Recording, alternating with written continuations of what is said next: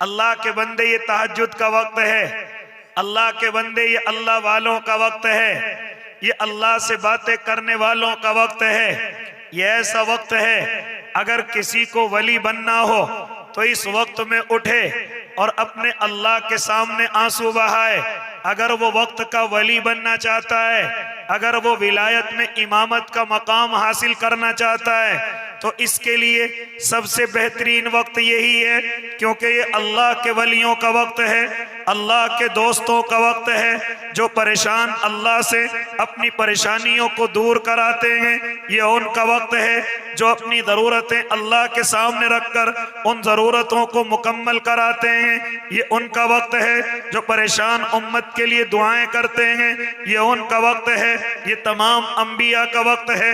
ये ख़ास तौर से मेरे और आपके आका मोहम्मद अरबी सल्लल्लाहु अलैहि वसल्लम के उठने का और अपने रब से बात करने का वक्त है। यहाँ तक कि कोई वली नहीं बन सकता जब तक कि इस वक्त में उठ करके अपने अल्लाह को न मनाए, अपने अल्लाह को राजी न करे, अपने अल्लाह से दोस्ती न करे, उसका हक अदा न करे।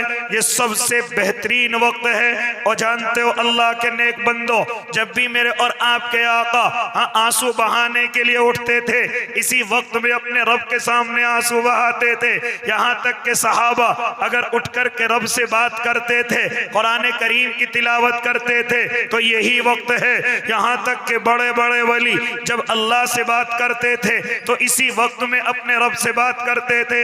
इसी तरह मेरी माए बहनों, आपने नाम सुना होगा हजरत राबिया बसरिया, हसन बसरी के जमाने की वलियां हैं।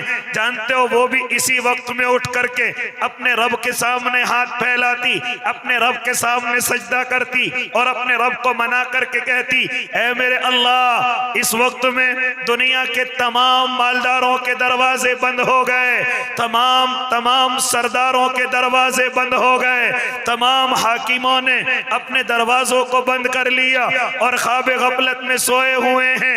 ऐ रब, ये तेरे दरवाजे के खुलने का वक्त है और तेरा दरवाजा इस वक्त भी खुला हुआ है। राबिया बसरिया तुझे इस वक्त में मनाने के लिए आई है, तुझे राजी करने के लिए आई है और कहती थी, ऐ मेरे अल्लाह, मुझे जन्नत का कोई शौक नहीं, मुझे जहन्नम का कोई खौफ नहीं। फरमाती थी, मेरे अल्लाह, अगर मुझे कहीं जन्नत और जहन्नम मिल जाए, मैं उनको चूल्हे में जला दूं, मुझे न जन्नत का शौक है न जहन्नम का खौफ है। ऐ मेरे अल्लाह, मैं जितनी भी इबादत करती हूँ सिर्फ तुझे राजी करने के लिए करती हूँ।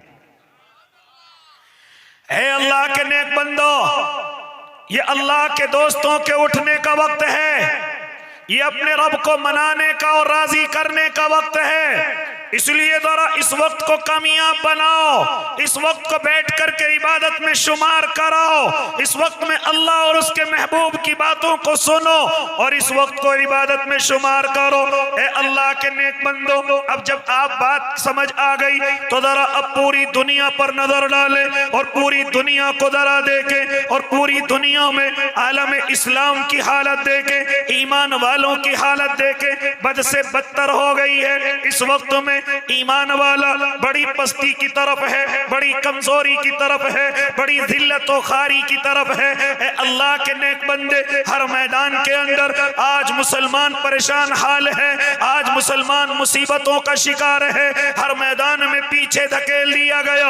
अगर मैं ये कहूँ सियासत के मैदान में पीछे है, कोई मुबालगा नहीं। अगर मैं ये कहूँ कि तिजारत के मैदान में पीछे है, कोई मुबालगा नहीं। अगर मैं ये कहूँ माशी एतबार से कमजोर है, कोई मुबालगा नहीं। अगर मैं ये कहूँ कि इक्तिसादी एतबार से, समाजी एतबार से हर मैदान में पीछे धकेल दिया गया है, तो इसमें कोई झूठ नहीं है। जरा गौर करो अल्लाह के नेक बंदो, इस वक्त में उम्मत मुस्लिमा एक जिल्लत और खारी के गड्ढे में गिरी हुई है, कोई इज्जत और कोई बुलंदी नजर नहीं आती।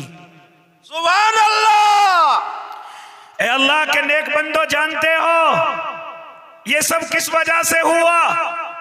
जरा कुरान को पढ़ करके देखो, जरा कुरान को खोल करके देखो, ये परेशानियां क्यों आई, ये मुसीबतें क्यों आई, ये मुझे और आपको क्यों घेर लिया गया?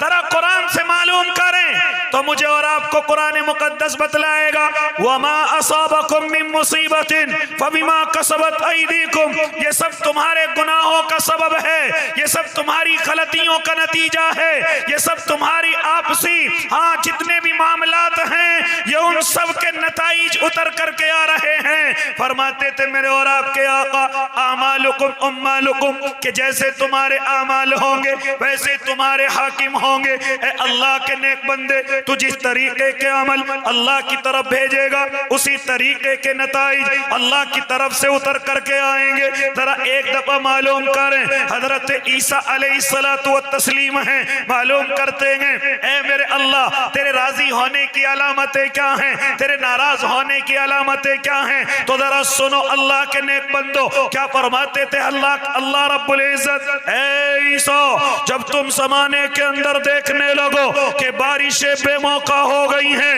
यानी बारिशों का वक्त नहीं है, हम फिर भी बारिश करते हैं, वो बारिशें फायदेमंद नहीं बल्कि नुकसान पहुंचाती हैं खेतियों खलियानों को, इंसानों को, जानवरों को। हम ऐसे वक्त में बारिश करें कि वो बारिशें फायदा नहीं बल्कि नुकसान पहुंचाती हैं, या जब जरूरत पड़े हम बारिश न करें, जमीन प्यासी रहे हम बारिश न करें, जानवर प्यासे मारे हम बारिश न करें, इंसान सिसकने लगे हम बारिश न करें, यहाँ तक कि जमीन को और जमीन के रहने वाले को जब जब बारिश की जरूरत पड़े हम बारिश न करें। ऐ ईसा तो उस वक्त समझ लेना तुम्हारा रब तुमसे नाराज है, तुम्हारा अल्लाह तुमसे नाराज है। अल्लाह और निशानी बतला दीजिए, फरमाता है मेरा और आपका